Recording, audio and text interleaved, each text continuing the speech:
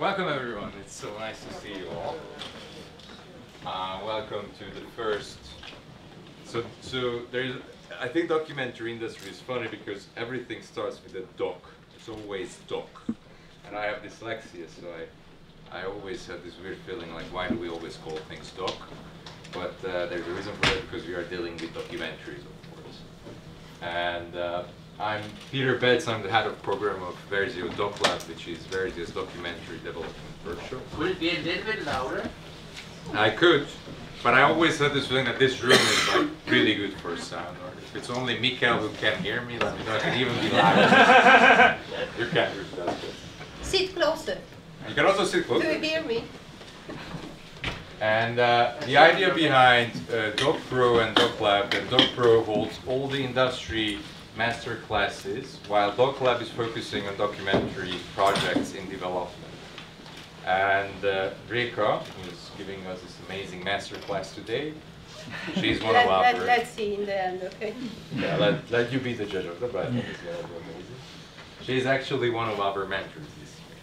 And I'm so happy that Briggy, who was a mentor last year, she actually took the opportunity to join us and squeeze us in her busy schedule.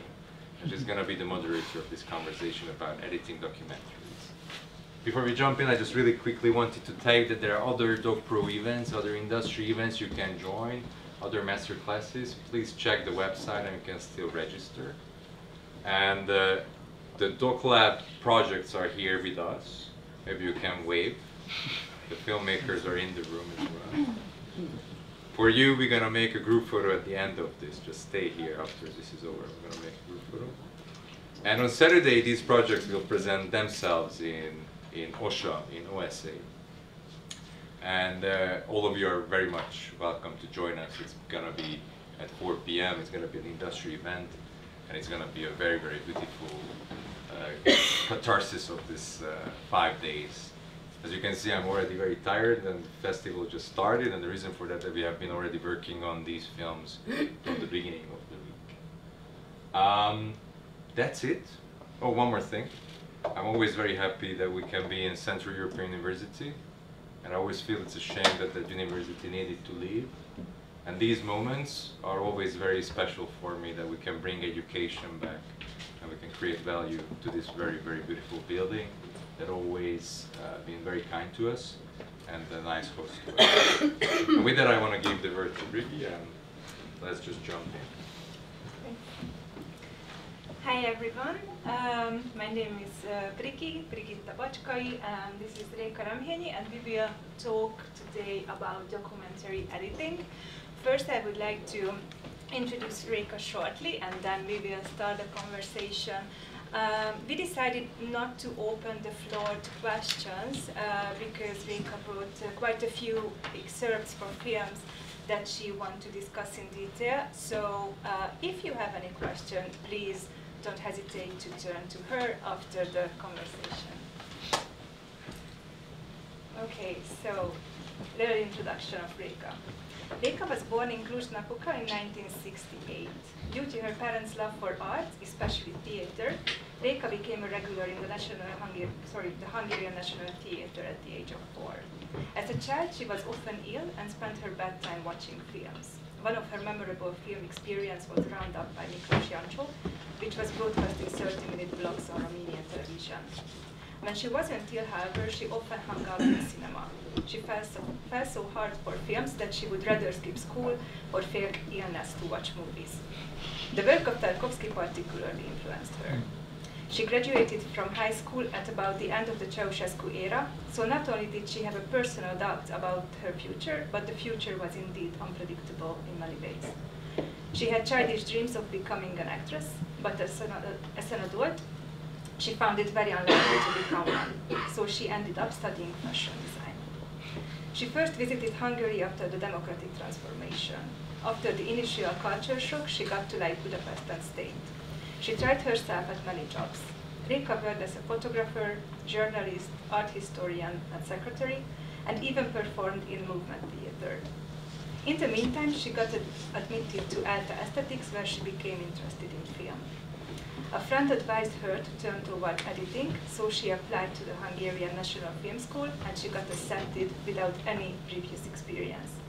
Initially, both Réka and the head of department, Hajnal Sellő, had serious doubts about whether editing was for Réka, as editors are often calm, quiet, and easy people, while Réka is more of a hot-tempered person. During uni, she became good friends and later worked with György Pálfi and Szabolcs Hajdú. Réka has since been editing Pálfi's films, while she worked with Szabolcs Hajdú on Tamara and Sticky Matters. For the latter one, she was awarded the Golden Scissors Prize in 2001. In 2013, she got the Balázs Béla Prize for her outstanding creative work. In 2011, she won Best Editing from the Polish Film Academy for Essential Killing, and in 2016, she was nominated for the Gopo Award for Wild Me. In the same year, she succeeded Hajnal Sellő as head of editing department at the Film University. This year, she received Best Editing from the Hungarian Film Critics for Perpetuity. Her filmography includes films such as Taxidermia by György Pálfi, Balkán Champion by Réka Kincses, The Door by István Szabó, a documentary musical Soul Exodus by Csaba Berecki, and the HBO series Terápia. But thanks to her excellent command of Romanian, she often works on Romanian productions as well. She edited among many Libertate 89, which is just out in cinemas. Today we will talk in details about 3 of these films: Balkán Champion, Libertate, and Soul Exodus. Okay. Okay, that's So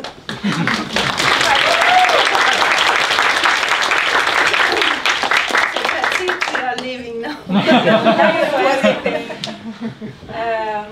Now you know everything about what makes an editor, right? Or maybe we have more questions. For me, it was really interesting hearing that both you and your teacher, Hajnal Sellő, had serious doubts about whether you are a good fit for an editor. And after more than 20 years, it's safe to say that you are an excellent one. So what do you think, what skills do you have that make you a good editor? But, I think that to speak about the skills, you know, in general, we know that you need to have good knowledge about film language, to have a good sense of rhythm and everything. So, or to know about the tools what you use. But the most important, I think, the knowledge of dramaturgy, psychology. Mm-hmm. I think that this is psychology. It's more important because there are certain things what you can learn. You can learn in the school and in different parts. If you are interested even in tutorials, if you are interested in editing, but it's a layer of understanding the film language which request other kind of skills which are it's very difficult to teach or to learn.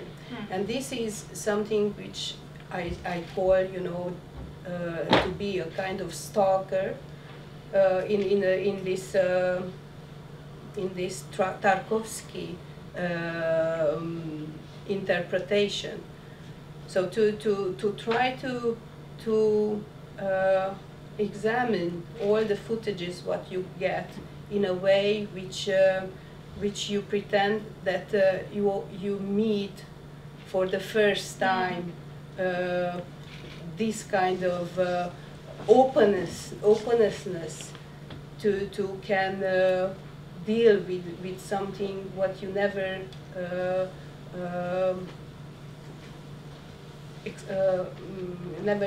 saw before. Mm-hmm. So you know, this kind of childish curiosity to can if I want to be more you know, even more misunderstand, you know, it's a kind of the footage will speak with you. Mm-hmm. So this is, I know that it's very dull if you listen to that, but I really approach all the materials in this with this approach. So when I got the footage or something, so I like to be alone with the footage, to have, you know, this first impression. And I don't sometimes I don't like to speak or to read the script, because it's much more important, you know, how I have the dialogue with the footage. So how I react to that. So this is, I think that those are the moments what are, it's much more important than those skills what you can learn, or from books, from schools, or from anything. Because every film, it's a kind of universe what you need to explore for yourself. And this understanding, this is a certain perception what you have your own, and you can decode those materials or those story which is the importance, which has the importance for yourself. And this is very unique. It's always unique. To watch it for the first time, or to watch it for the first time, and to try to absorb it, because every perception is different, and every knowledge what you experience in your whole life, you know, it's unique for every person. So how I perceive a footage or a story or anything, it's very different.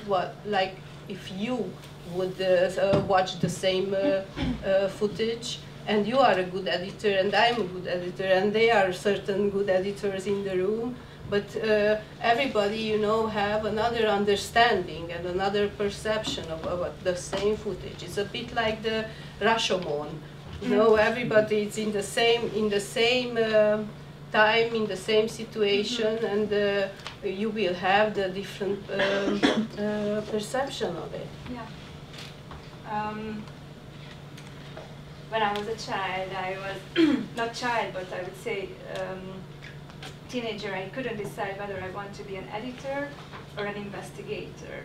And later, I figured out that okay, I went for editing, but basically what I do is observe people, and I try to, by observing the nuances of their lives, I try to build a whole story up. And I think it's basically exactly the same thing that you feel about psychology and storytelling. And I understand that when you watch the material, you mainly look for the psychology or the psyche of the person, of the character, but you have or know the storytelling, the dramaturgy, the direction where to take them, or you also search for the storytelling way in the material. It's both. It's both, and there are many other things beside that. So the storytelling, it's very important. But I rarely had a film which I, in the end, it was the same like it was scripted. So you need you don't need it, but it's always happened with me that I got something, and in the end it came out something totally else. It's happening. So that I work. The majority of my work, it was feature film, and I have documentaries as well. But even in scripted feature films, I had the possibility, because it happened that I worked with those directors who thinks the same way like me. So they are all thinking that the film will get a kind of metamorphosis during the editing, and it can change in the end. So it's not, you know, structurally it's never solid. So and in documentary for sure, it's a totally else, you know, how you deal with the footage of the documentaries. But even in feature film, the story it's very important. The structure it's important. The skeleton it's important. The characters are very important, and they can they can change, because the nuances you might not see it during the shooting. And now that in the editing room you have another kind of mindset, and you have time to observe it and to rewatch it many times, and then you will see some nuances, and you will get new ideas, and what beside all that, beside the story and the character, which is very important for me, you know, to always try to make a kind of meta layer, so which is a bit more than the story, which is in the footage, but it can open to be the story somehow more universal, because with visual storytelling, because it's a visual medium. It's a visual medium, and in the visual storytelling, you can have other kind of interpretation. What you can find it in during the editing, because you never know what you will face in the editing room. There are certain It's always when you are diving in the material. And sometimes I really like, we are like divers, then we are going down and we are going down and down, and you will find really new treasures, what maybe you sat in the editing room for long months, and it's happening if you are going back to the material, that it will come, you know, another treasure, what you didn't observe it yet, and it's a part, you know. This is a very long journey. So all the projects for me, they are a kind of journeys. This inner journey, what we are making with the director, and this is when I say stalker, you know, it's this kind of road what you need to do it together with the director to go to the end and to reach this room, which will be in the end hopefully full with treasures and desires and hopes and everything else. But this road, it's a physical and it's an inner road as well. This journey, it can be very difficult for both of us. But it's very important to have this kind of trust, okay? Because all those difficulties, you know, you really need to be a kind of more than comrades. So I don't know. It's really sometimes it's about life and death. Because, you know, it's such a big psychic pressure, and after a while you really you are so deep in the material that it's really hard to go further. And if probably you see to stick with this Tarkovsky and this stalker metaphor, you probably remember when the stalker, you know, he's uncertain, and many times not the director, the editors, the editors and the directors are very uncertain, which is the good way. Where are we going? Where are we heading? And in the stalker, it's a beautiful scene. When the stalker, you know, he's grabbing something, a chavar, I mean, anya chavar. He's grabbing an anya chavar.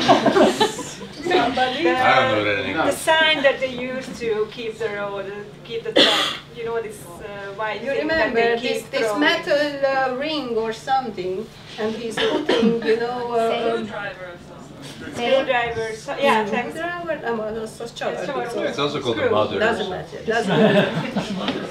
So it's something, you know, which it has a long tail, you know, like I don't know, and he's just throw it, you know, randomly, and that, you know, it will tell you where to go.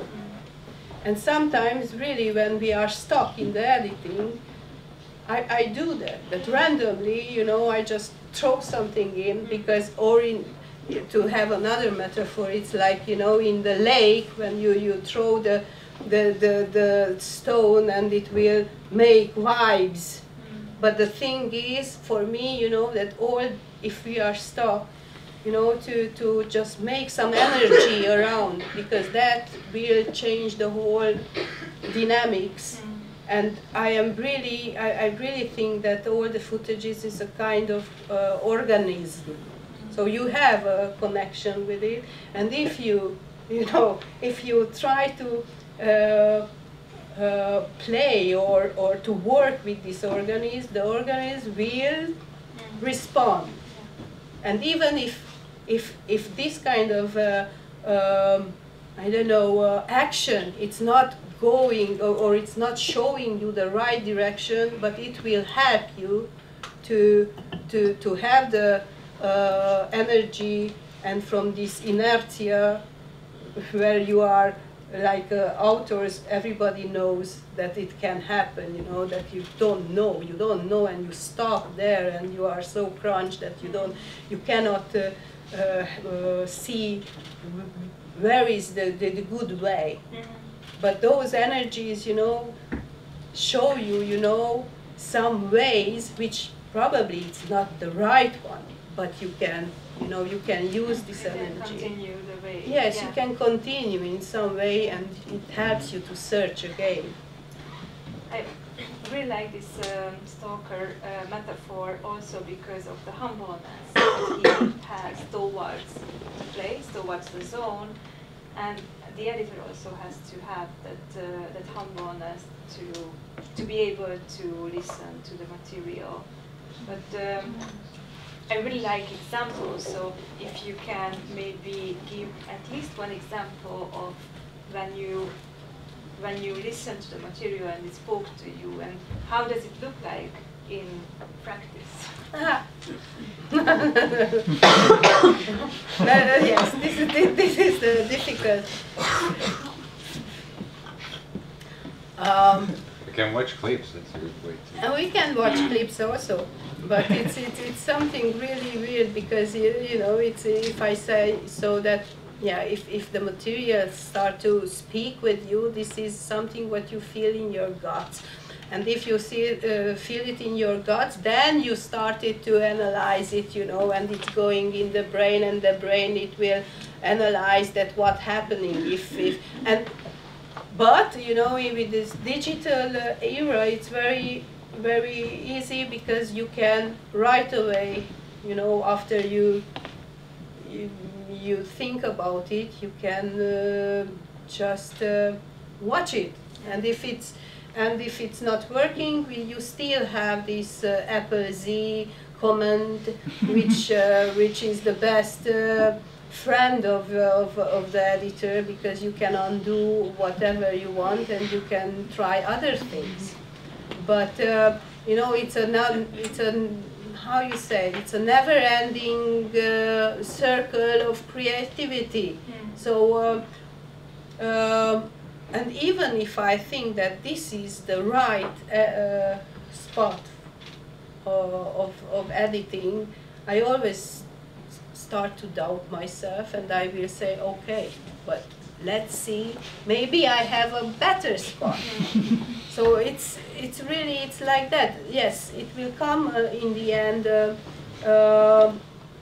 point when I will decide that I feel it, that this is the best, and then you can go further.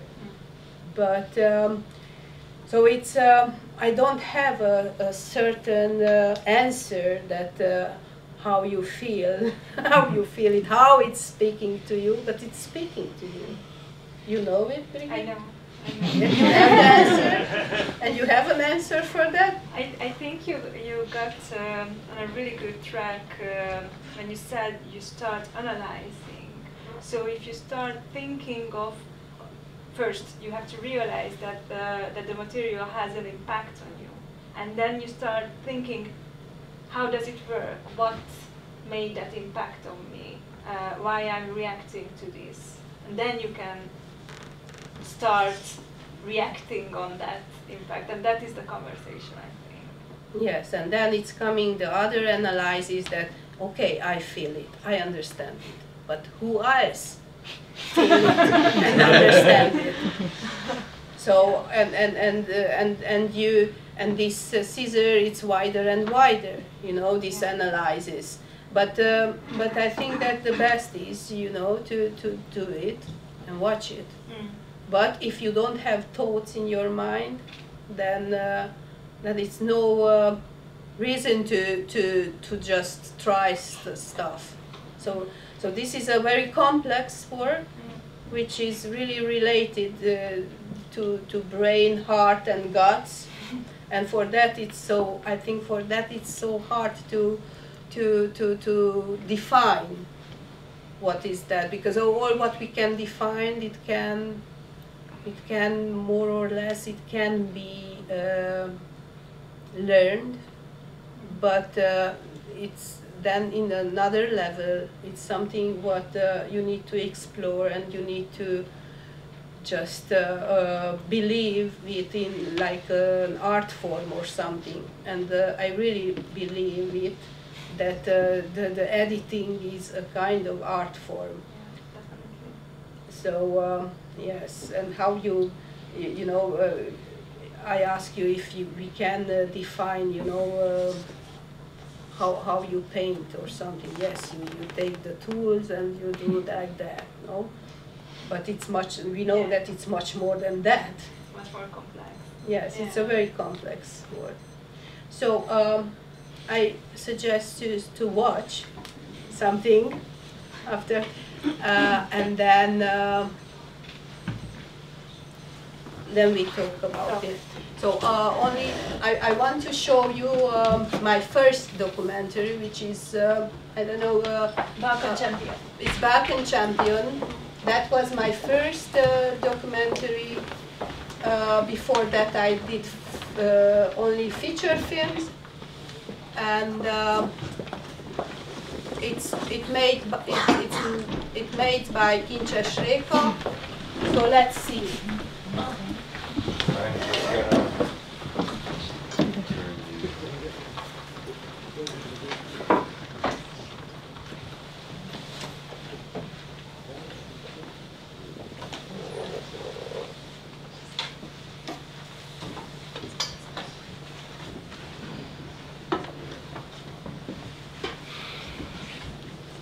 You tell me if the sound is low or high, just shout. Okay?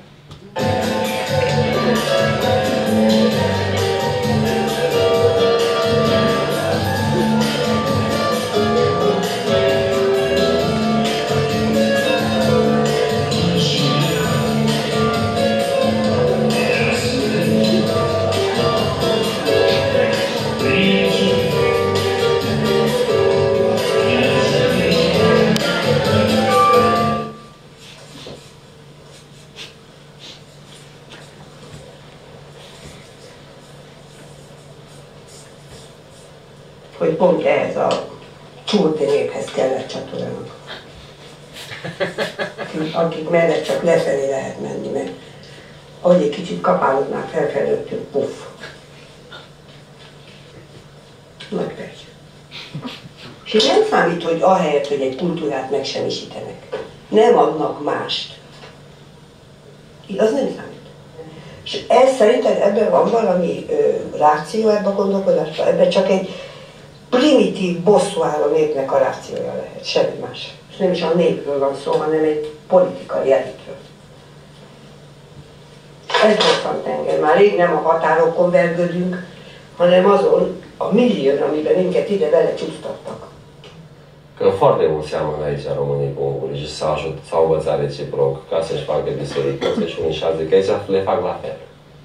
Limbile sunt diferite, civilizațiile sunt diferite, dar la șmecherii din astea le fac la fel.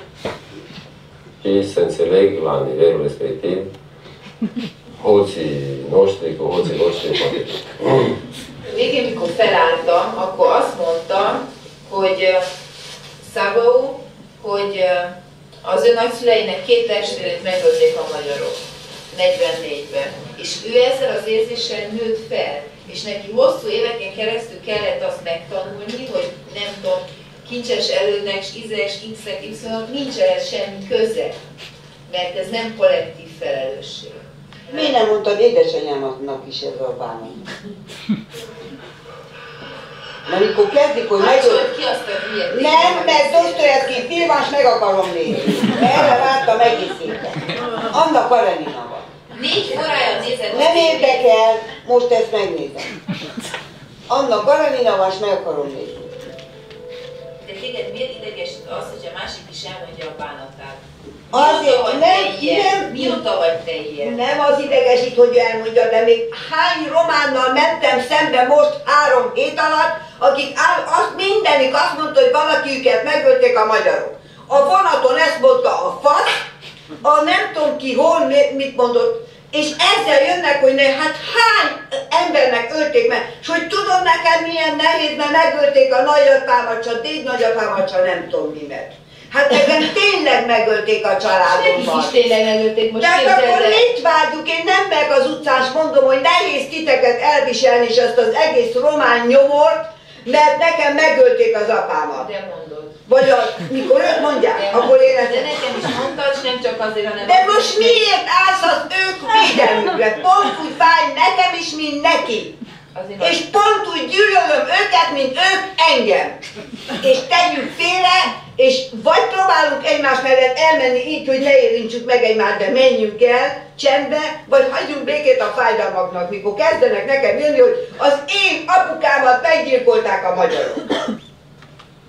Történetesen az én apukámnak az apukáját is. Nem az apukáját. A nagyapukáját. De az egy nagyon régi történet. Persze! Hogy mi nekünk 7-et gyilkoltak meg egy család. 48-ban. 1919-ben, amikor az első háborúkor bejöttek a románok, nekünk Zalatnál az egész családnak menekülni kellett, kifosztották a házunkat, összetörték a berendezésünket, hetekig az ajtai család ki kellett Zalatnáról a hegyekbe meneküljön. Ezt már édesapám mesélte, aki 19 éves volt akkor. És ezeket nem emlegessük. Aki ezeket emlegeti, az se megbékélni nem akar, se nem is tud. Az mind fasiszta. Nézni akarom a televíziót. Az mind fasiszta, aki ezzel jön ma, hogy de nekem a magyarok. Az nem igaz. Azzal jön, hogy de nekem a románok. Én nem jövök azzal. Éppen ezt mondom, hogy én nem jövök azzal, és soha senkinek nem kezdtem ezt elmondani. De ők állandóan ezzel, ők azzal mentegetőznek. De ezt tudtam, mama, te ezt amióta én magamat tudom, 40-szer nekem elmondtad. Nem igaz, hogy te ezt nem mondod. De mi? És az 1848-ban és az 1944-ben. Nem érdekel. 100 év különbség van. 100 év múlva se hevelte ki a család. És akkor miért nem fogadod el, hogy ő nem hevelte ki 20 év múlva? Vagy 40 év múlva? múlva? Nem azért csinálja ezt, mert nem hevelte. Mit csinál? Mert ő nem is akarja kihevelni. De mi ezzel akarja megmagyarázni a fasiszta magatartását, mert az fasiszta. Te mivel magyarázod én nem vagyok fasiszta magatartásodat? Én tudod, mit akarok? Menj ki! Azt akarom, mert filmet akarok nézni. És végeztem. És az olyan román, aki azzal kezdi nekem, hogy megölték a magyarok az anyját, annak én azt mondom, hogy menjen az anyja picsájába. Mert nem itt kell folytatni a dolgokat. És nem fogadom el. Végeztünk. Én sem mondom neki, ő sem mondja nekem. Az olyan számomra nem ember, hanem egy szárka a társadalomban ki kell írtani. Nem értitek meg egymás fájdalmát, egyik sem, az a baj. Hát mi történik itten? Egyszer. Most mindenrén kerültek az összes mérzőszívű románok. Mert fogok nekik vattát dugni a szívükbe, hogy megértem. Bennetek sincs semmi megértés és semmi tolerancia, csak azt képzelitek magatokról. Semmivel se állsz előbbre.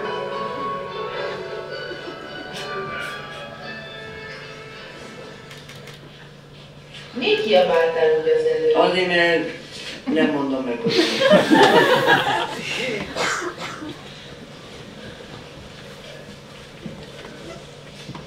nyakig vagyok.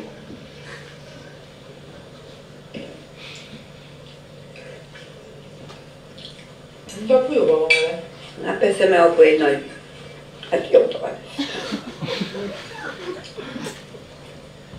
Azt mondja, jobb. Megújjátok, megkérdezem? Megkérdeztem, vagy neki? Jó. Mi volt a legfontosabb? Hát ez a megújjátok. Mi volt, az ne ismered? De én nem azért mentem oda, hogy bebizonyítsam róla, hogy szekus. Nem azt kellett bebizonyítani. Nem. Hanem mi? Hát, a március 21-én visszaállították a szekuritátit, azért csinálták az Én egész ezt fekete megkérdeztem, március. csak nem így kérdeztem meg tőled, mióta ismeri Bagurjánunkat, akkor rajtad, és még 3 vásáron kívül senki nem érti a riportot. Az, hogy kicsoda a Magurjánó, oda kell írni, hogy a román szekuritáti parancsnoka. És akkor mindenki tud volt, 5 éven keresztül. Honnan? Nem tudom, de tudod, sokszor egy kicsit zavaró az, Hogy hívták a... minden egyes interjú után azt mondod nekem, hogy miért nem ezt kérdezted, miért nem. Tudod, hogy én milyen filmet csinálok? Gondolod, hogy te azt tudod, hogy az én filmem szempontjából ez fontos vagy sem? Nekem úgyse fogod tudni bemagyarázni azt, hogy a román szekuritáti parancsnoka és e között az ember közötti szoros kapcsolat egy filmben értektelen. Ez úgyse fogod, de te lehet, hogy úgy tartod, engem úgyse fogsz meggyőzni. Nem fogsz meggyőzni, ez nekem a meggyőzése, hogy egyáltalán nem érdekel, hanem rendkívül lényeges. Mert mindig kötöd a szemet a karóhoz, és sose látod le, hogyha valamit tévedés, ezt kifogásolják benned mindenki, akivel beszéltem, hogy nem lehet veled zöldágra verdődni. Mert valami beállt az agyadba, azt mondod 20 évig. Teljes, totális rugalmatlanság ilyen szempontból. De azt mondjad, hogy jó, lehet, hogy tényleg nem volt olyan fontos kérdés, ez elképzelhetetlen. Ebben az esetben nem fogom elképzelni, mert ez egy nagyon fontos kérdés. Ott más kérdésekről elismerem, hogy könnyen, hogy nem ez ott, ez egy nagyon.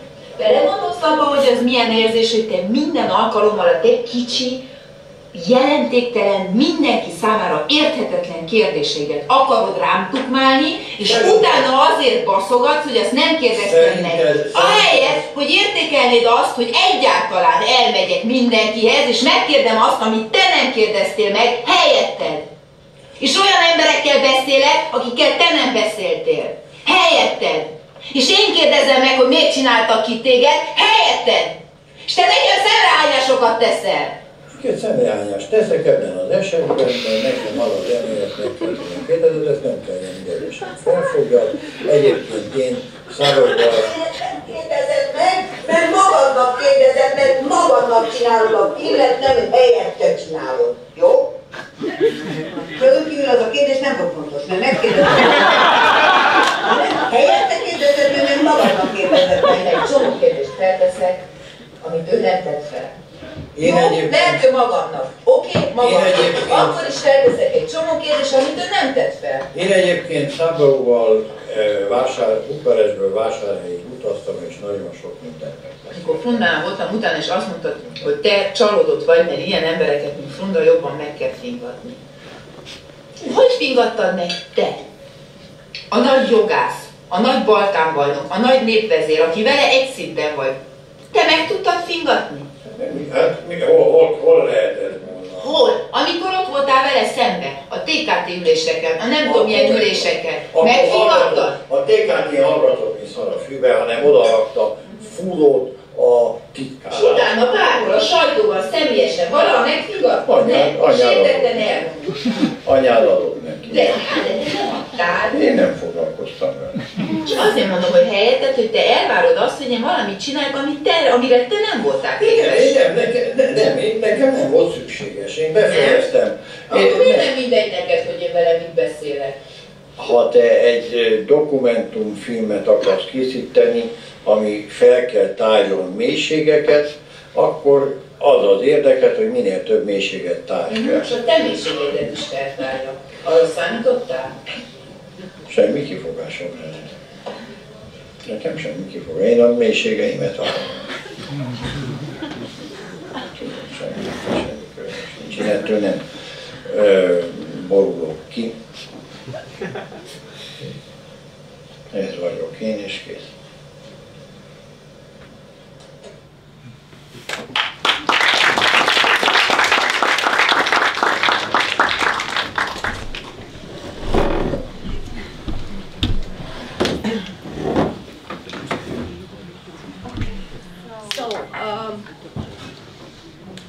This was my first documentary, and I choose this part of the documentary to show you it's related to this idea of being a stalker, because you can see the girl in the scene. It's how probably you guess she's the director.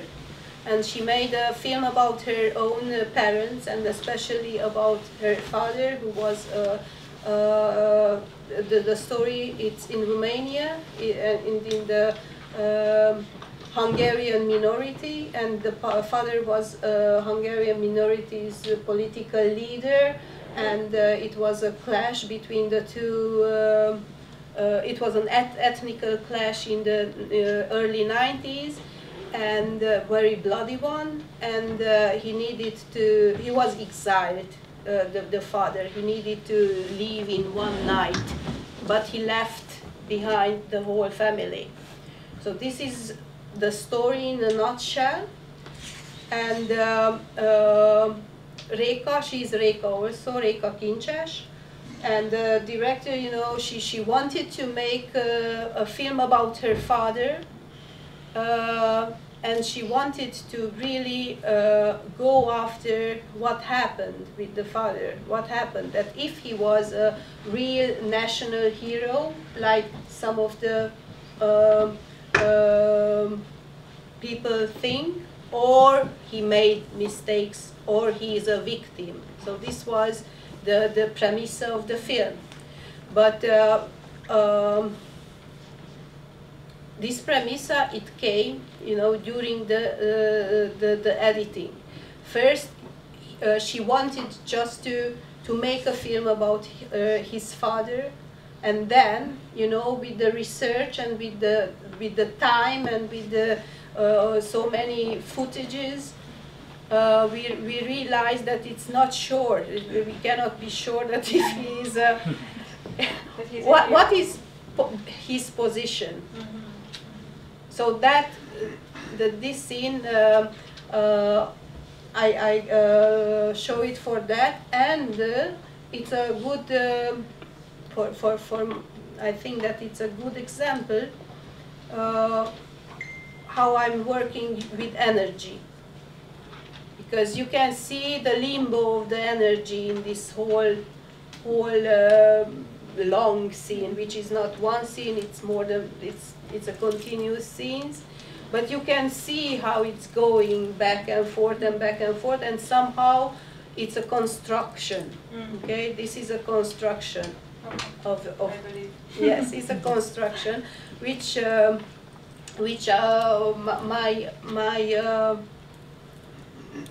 that was her first film, long not feature documentary film.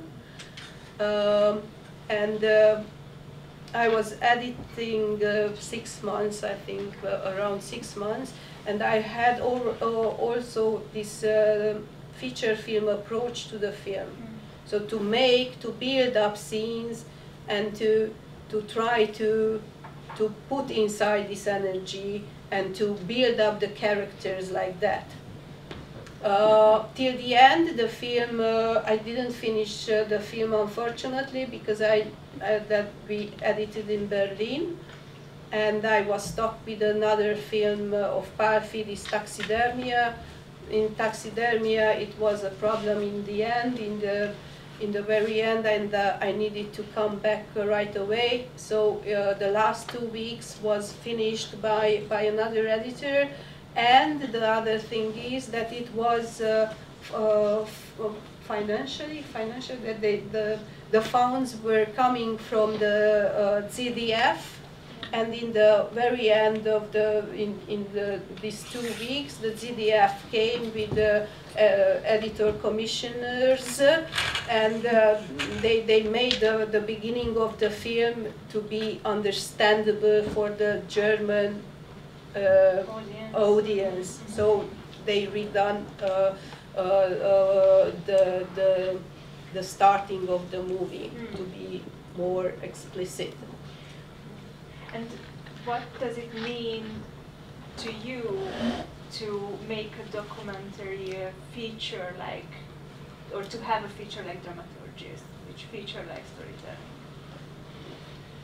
It's the same like in the classic dramaturgy. So I need the skeleton and I need the characters, and it's the journey of the hero, and I use it almost the same way. The same way, but you know, we construct the story. Yes, it's even if it's documentary, we construct the reality, because it's a reality which is different. You know, every film has its own reality, and it's a bit constructed. But you don't have that kind of freedom like you have it in a feature film, where it's this construction.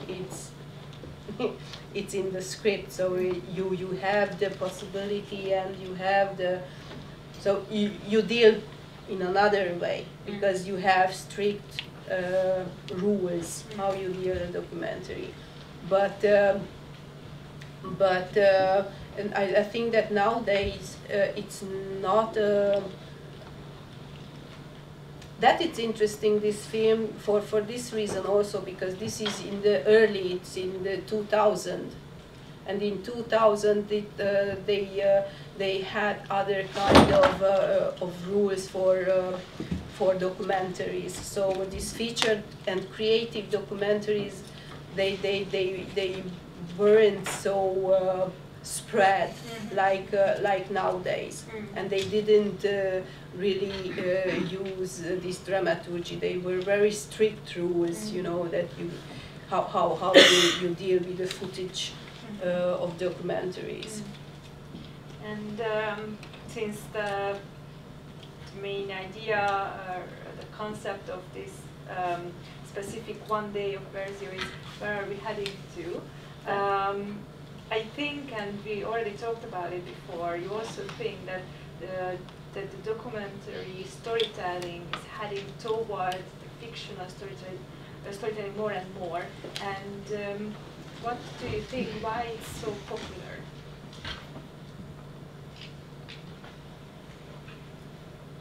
I don't know.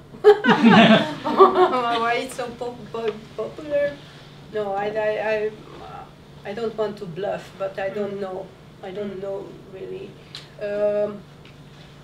But what I had in my mind, okay, I tell what I have in my mind. But I think that in Hungary we have, you know, a certain how shall I put it? It was directive, not a directive. It was a style how to make documentaries, and they were very, very famous documentary filmmakers, and they like it to strictly divide themselves from the.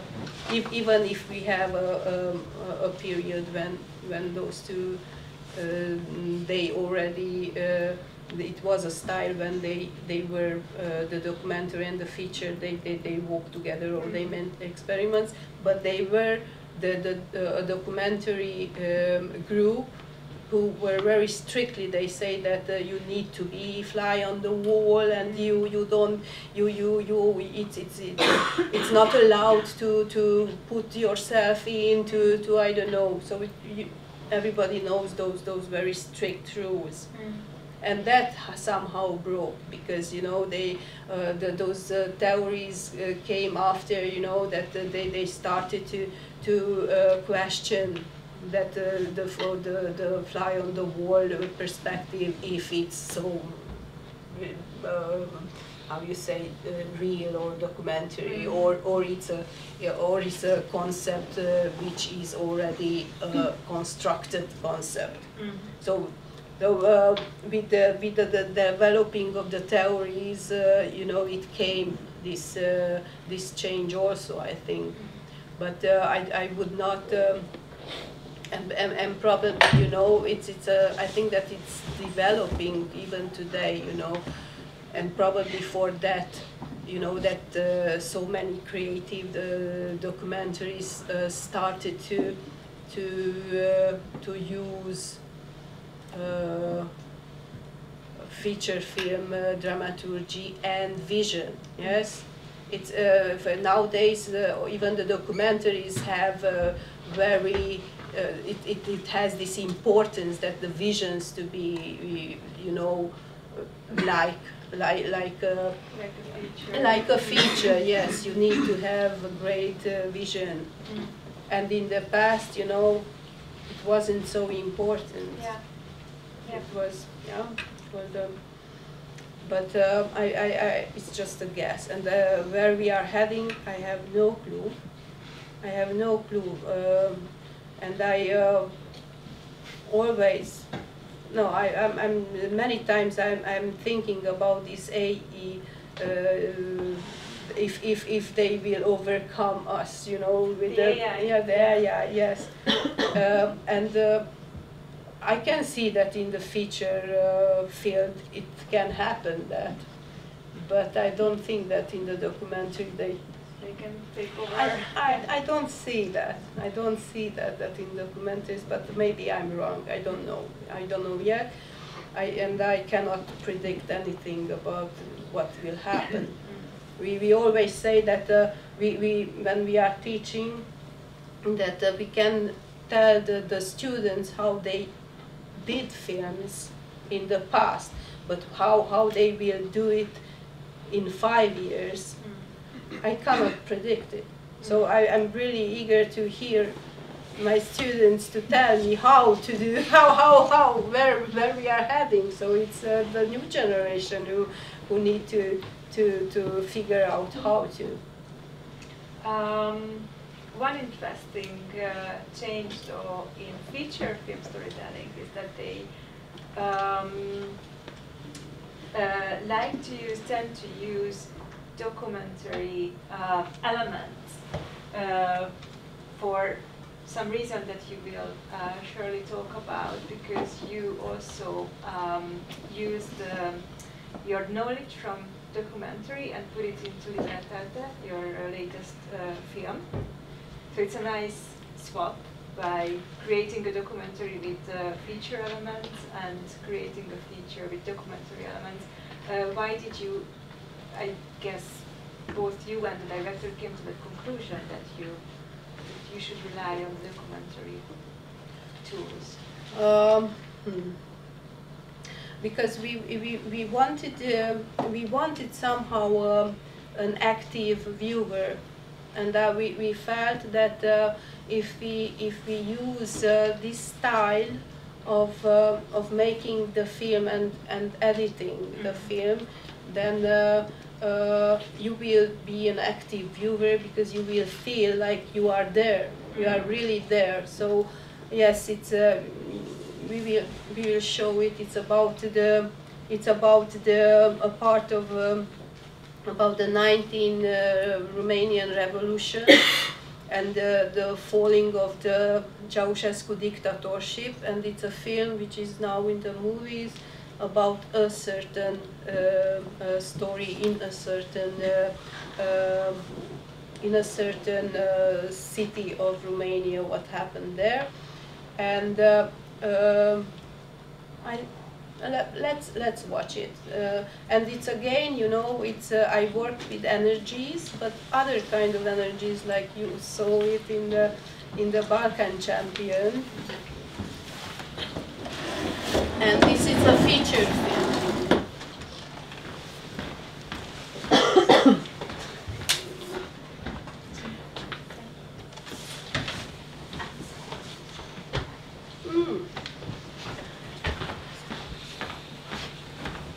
This is allowed film.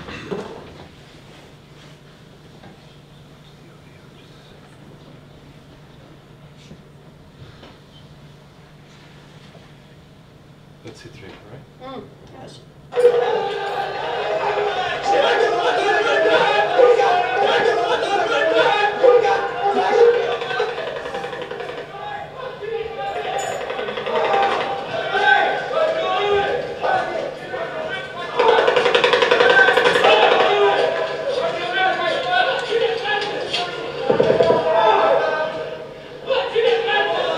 Alo, Mara, ascultă-mă. Zi Flaviei că sunt bine. Aici să plece. Zi să nu-și facă griji. Nu ieșiți din casă. Mă auzi?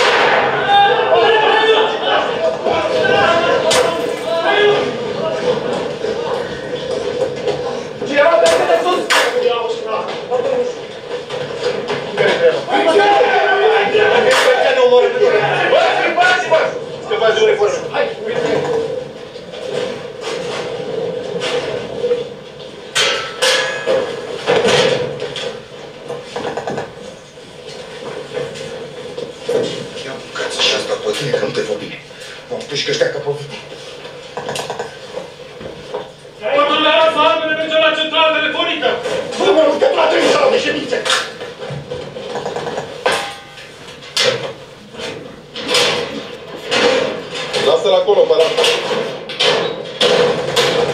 Păi sună la 1-6. N-a tras nimeni de aici? Crezi că-s nebun? Tu n-auzi că n-a tras nimeni de aici? Trimite oameni să ne scoată dracului de aici, că murim nevinovați. Ia de mine. Aurică, sunt eu, Lucie. Crede-mă pe cuvânt, toate cadrele sunt la centrala telefonică. Îți dezarmați, nu trage nimeni. Te rog, eu trimite un tac să vezi că nu trage nimeni. Bă, fără voi nu putem ieși. O ține langa, că de la noi se trage și o să intervine atunci când oprim foc. Ia de mult mie, tu-i gura mă. Romică, ia du-te până sus la trebuie să vezi dacă se trage de la noi. Da, și? Și tovarășul l-au luat cu elicopterul. E revoluție. S-a terminat.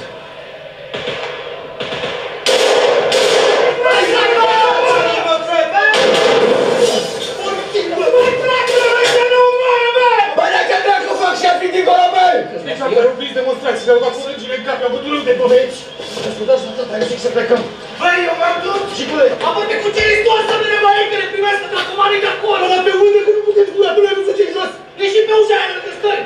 Foc de avertisment în mers, da?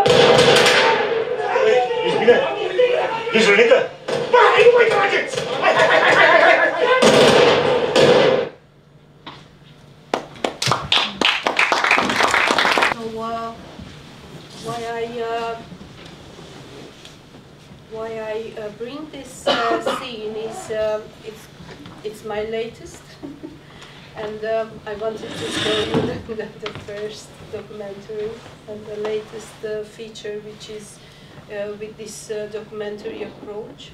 We tried to make this scene, you know, so chaotic that to make this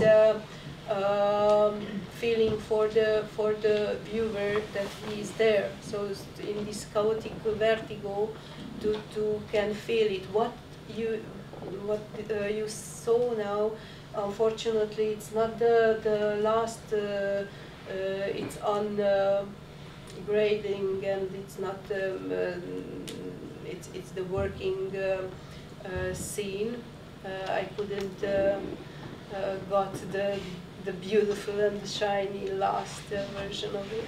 But I watched it, and it's now in the cinema. So please go after this and watch the. But no, it looks much more nicer. But you see you can see. I bring it to show you the editing and the rhythm of how it's taking you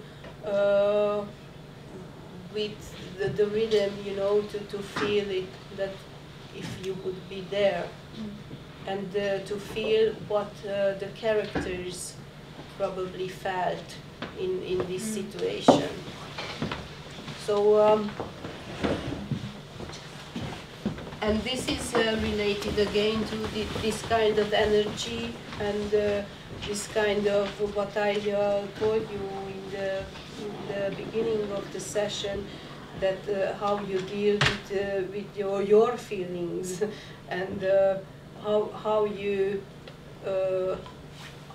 are the first viewer, and how you will construct and sculpt, you know, all those feelings for the audience to can grab you and to can show you, you know, a kind of atmosphere and emotion in storytelling. So it's how you handle the material. And for me, it looks like that this documentary style was intended from the beginning because, for example, the work of the DP was very documentary-like. And given that, what is that the editing can give to it or enhance more than if it was shown? Yes, the way of how they shoot it, it's much more because it was a very low budget film. So why they use this? This was, you know, the how you say, the cheaper, you know, to make, which is good for the style. But if you would see, yes, probably. If I would show you, you know, a clapper, okay, a slate, how it looks like, and how it's to compare, you know, from what you can do, what you saw now, then you would see the difference, the real difference. But this is the editor's job, you know, to don't see it.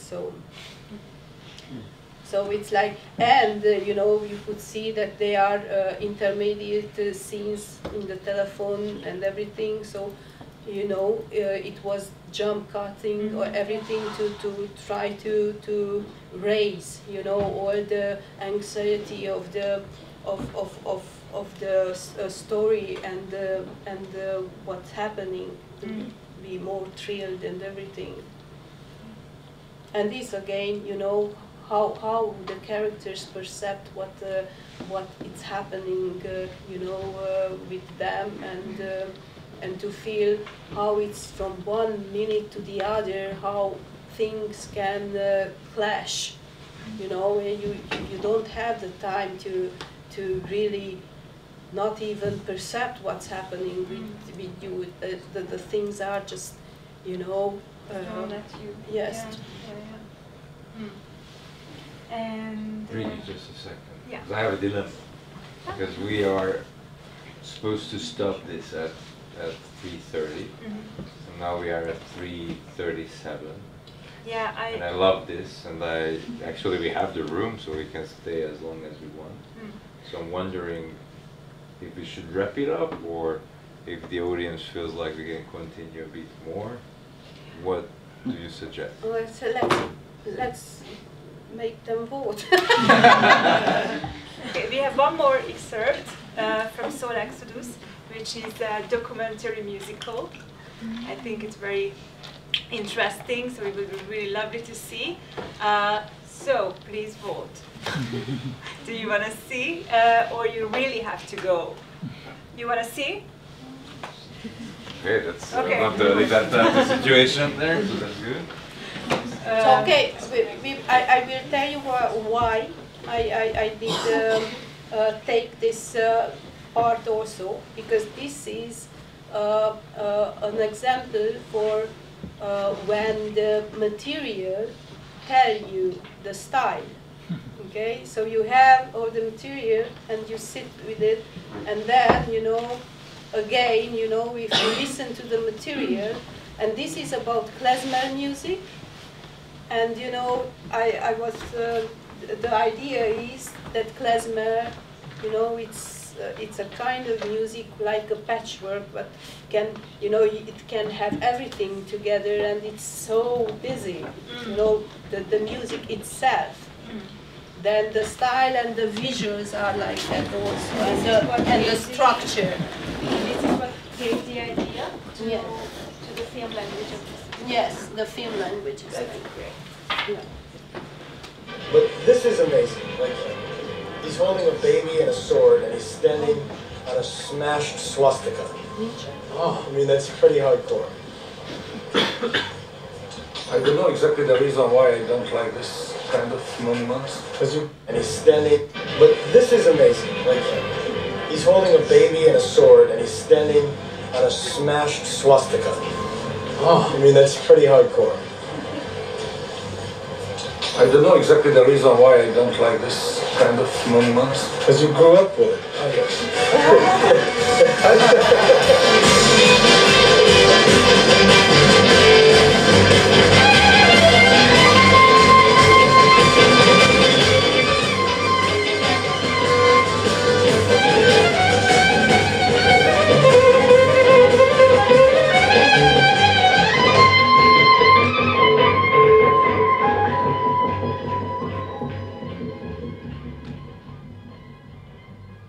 Yet again, walls and fences are being built, and you persecute these poor souls seeking a home. You drive them anew from your gates, hunting them through nights of broken glass. What chutzpah you have to act like that? Are we supposed to forgive you? Again, you devour your own children, turning them into murderers, bloodthirsty dogs, then turning a blind eye to their crimes until all of Europe has been laid to waste. I mean, this song is more appropriate now than when you wrote it. Yes. I mean, or just as appropriate now. This whole, like, debate and the way that refugees are being used as a political football right now, people who are running away from horrible genocidal situations in Syria, in Africa, and being kicked out or relegated to these third, you know, sichere Drittländer. That's what it means to be a new European Union country. Third-class country, Romania, like, Romania, Bulgaria, and Albania. Yeah, well, Albania, which is not the EU, but it's now an acceptable third country, which means they're turning these countries, which can barely afford anything on their own, into giant concentration camps. You know, I mean, this is what's happening right now, and that, like, and what's so fucking great about this song is that it's not about Vergangenheitsbewältigung. It doesn't have to do with getting over the past or dealing with that. It has to do with the fact that the past didn't go anywhere, that it's still the same fucking problems, the same politics.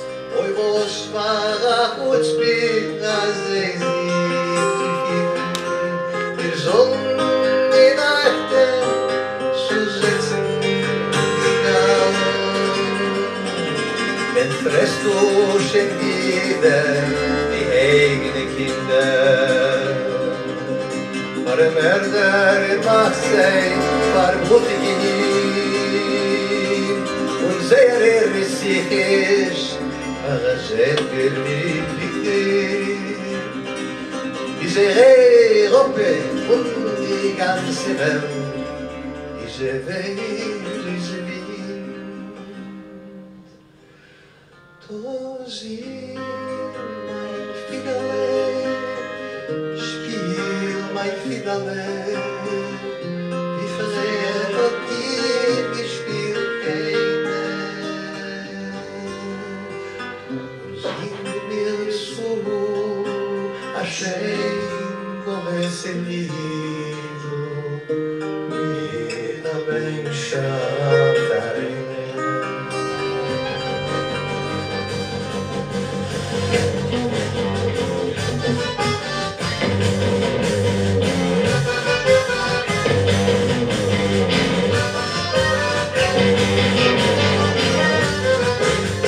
Yesterday is buried. Yesterday is buried. Yesterday is buried. Yesterday is buried. Yesterday is buried. Yesterday is buried. Yesterday is buried. Yesterday is buried. Yesterday is buried. Yesterday is buried. Yesterday is buried. Yesterday is buried. Well, yesterday is buried. There is no tomorrow.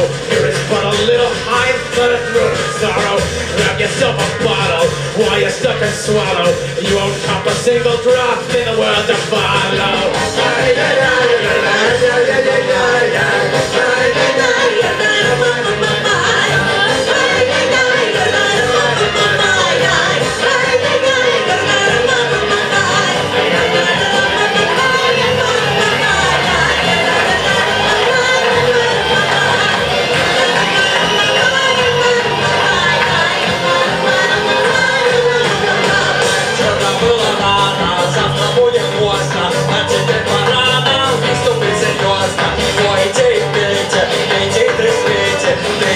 Абсолютно то свете не найдешь.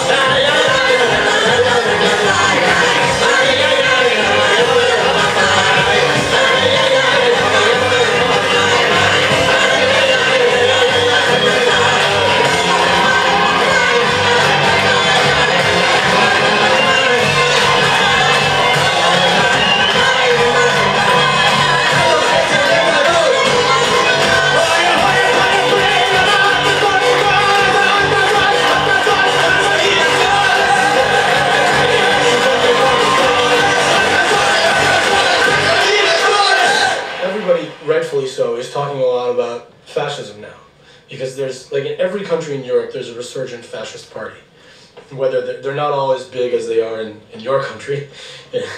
Or in France. Or in France. Or, no, but yeah, that's the thing, is like, what I would love to be able to single out Hungary, but I can't, because it's like Hungary, Austria, France, Greece, Bulgaria, you know, like, in England, we shouldn't have to fucking leave because of the Nazis, you know? They should fucking leave. The return of Jews to Germany, you know, after their unification, they're always talking about, like, as if it's like a new era. But the fact is, they're the same articles being written now about Israelis who are moving here, and journalistic bullshit cliche questions over and over again, like, how is it to be a Jew here? Do you feel uncomfortable because of the past, or are they all anti-Semites? And is it in the Täterland, the land of the perpetrators? It's like, this is also the land of the victims, if you want to put it in those terms, and it's also the land of the not perpetrators. It's a space, and it's always been an international, cosmopolitan space, and you know, it's not weird that Jews are coming back here. It's weird that there was a period when Jews were supposedly not here, but they actually were also there. Like, there was never, I mean... What do you think about this Holocaust memorial that the German state did? You know, there are still people who go there every day from all over the world who've never heard of the Holocaust. And there's a little museum there, and they go down, and it's very impressive. And I think that it's a good way for them to learn about it. But it's not for me. It's not part of a conversation that I'm part of. You know, it's like, I don't know, it's, what does it mean to have a beautiful place about an ugly piece of shit like the Holocaust? You know, like, there's no appropriate, you know, it's like, okay, it's like a kidney. you know? It's like a kidney for history. And all of the bad history flows through that one place.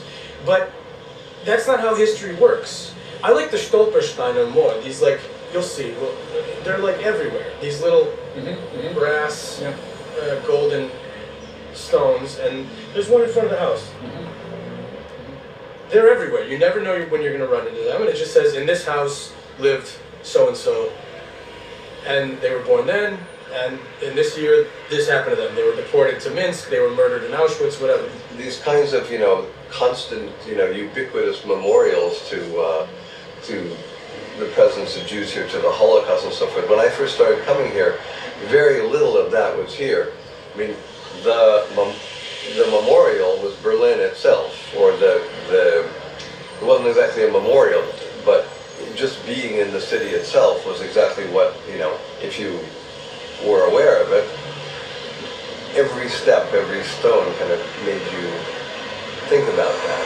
Yeah, the past didn't go anywhere. Right. It's like, right. I was just to say, like Germany, especially, you know, if you come from the U.S.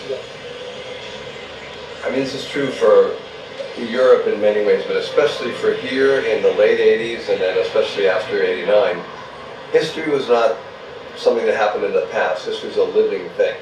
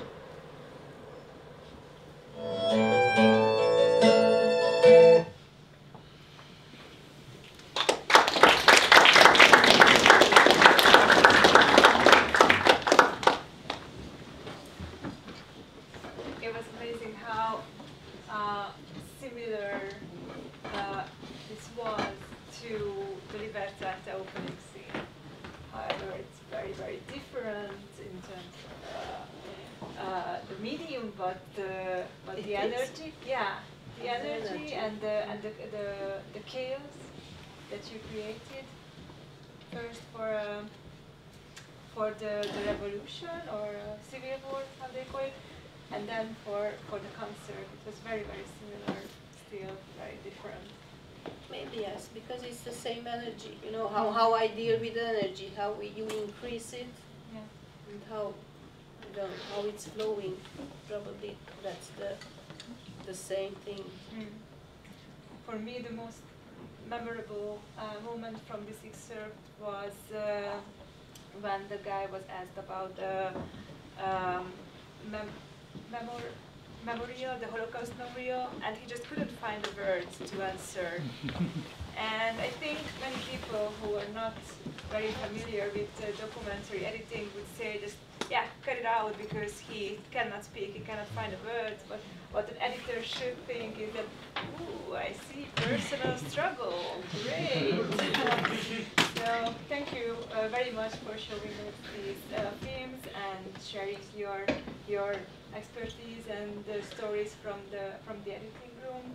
And as we talked about it in the beginning, if you have any questions to Réka, please don't hesitate to approach her after this. Thank you for coming.